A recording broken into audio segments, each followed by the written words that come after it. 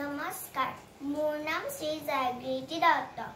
আজি 17 জুন ৰূপকোঁৱৰ জ্যোতিপ্ৰসাদ আগৰৱালাদেৱৰ জন্ম জয়ন্তী উপলক্ষে মই এটি কবিতা আবৃত্তি কৰিবলৈ লৈছো। কবিতাটিৰ শিৰোনাম কম্পুৰ সপোন।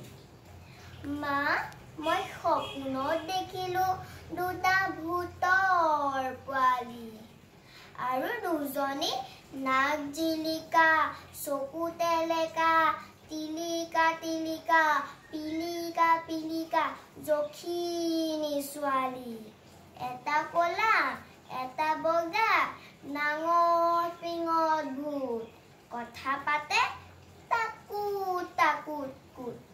এটাই কলে পুত পুত পুত, ইটোৱে মা নাক জোকাৰি কলে ধুত ধুত। মা, দেখিবলৈ এনে ভাল ভূত পোৱালিৰ নাচ, কিবা কিবি গান গাই ফুচ ফুচ ফাচ, মনে মনে কাম কৰে খোজ খোজ খাচ। এংকুৰ বেংকুৰ কৰি যায় লৰি লৰি, জখিনীহঁতক নচুৱাই চুলি ধৰি ধৰি।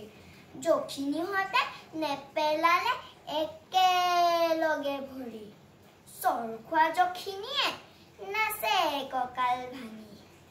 কুটুক কুটুক ঘুটুক কৰি ভূত পোৱালি জাপ মাৰি, ভেঙুৰা ভেঙুৰি কৈ নাচে ঠেংটো দাঙি দাঙি। ধন্যবাদ।